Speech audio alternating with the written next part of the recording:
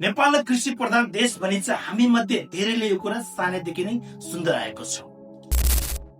तर एउटा प्रश्न, यदि नेपाल साँच्चीकै कृषि प्रधान देश हो भने किन आज हाम्रो भान्सामा पाक्ने चामल, दाल, तेल, फलफुल र तरकारी समेत विदेशबाट आउँछ? हामीसँग उबर जमिन छ, प्रशस्त पानी छ, लाखौं किसान पनि छ, तर पनि नेपालले हरेक वर्ष 400 अर्ब भन्दा बढीका कृषि तथा खाद्य वस्तु आयात गरिन्छ। आखिर समस्या कहाँ छ? कि नेपाल किसानले खेती गर्न चाहँदैनन् वा समस्या हाम्रो सोचभन्दा धेरै ठुलो छ? आउनुहोस् आजको भिडियोमा तथ्य, उदाहरण र वास्तविक तथ्याङ्कका आधारमा यस रहस्यमयको पर्दाफास गर्नेछ। अनि एउटा महत्त्वपूर्ण कुरा, यो भिडियो केवल कृषिको कथा होइन, नेपालको भविष्यको कथा हो। त्यसैले भिडियो अन्तिमसम्म हेर्नुहोला र यदि यस्तै तथ्यमा आधारित भिडियोहरू हेर्न चाहनुहुन्छ भने च्यानललाई फलो र सब्स्क्राइब गर्न पनि नबिर्सिनुहोला।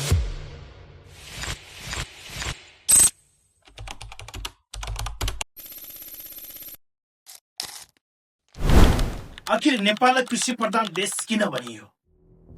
यसको उत्तर खोज्न आजको अवस्था होइन, इतिहासको पाना पल्टाउनु जरुरी छ। आजभन्दा केही दशक अघि नेपालमा उद्योग धन्दा निकै कम थियो। सेवा क्षेत्र पनि आज जस्तो विकसित थिएन। त्यसबेला अधिकांश नेपाली परिवारको जीवन, रोजगारी र आयको मुख्य आधार नै कृषि थियो।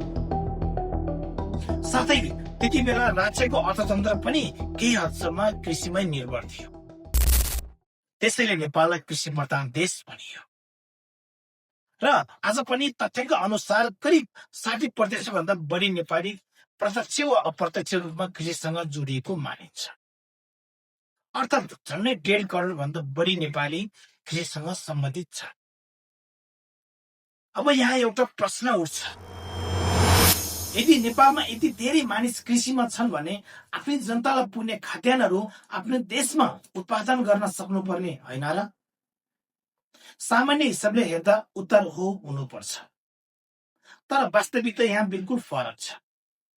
किनभने धेरै किसान हुँदैमा धेरै उत्पादन हुने र थोरै किसान हुँदैमा थोरै उत्पादन हुन्छ भन्ने छैन। यसलाई एउटा उदाहरणबाट बुझौँ। अमेरिकाको जनसङ्ख्या करिब 34 करोड छ, तर त्यहाँ केवल 1 देखि 2% मानिस मात्रै कृषिमा काम गर्छ। तर पनि त्यहाँको किसानहरूले आफ्नो देशको अधिकांश खाद्य आवश्यकताहरू पूरा गर्नका साथै विश्वका धेरै देशहरूमा कृषि उत्पादन निर्यात गर्छ।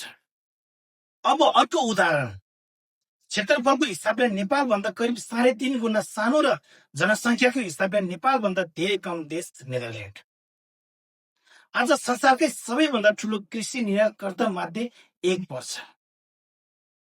अब उनीहरूले सानो जमिनबाट नै अरबौं डलरको कृषि उत्पादन संसारमा निर्यात गर्न सक्छ भने नेपालले किन सकिरहेको छैन? आखिर समस्या कहाँ छ? आउनुहोस् अर्को पाठमा बुझौँ।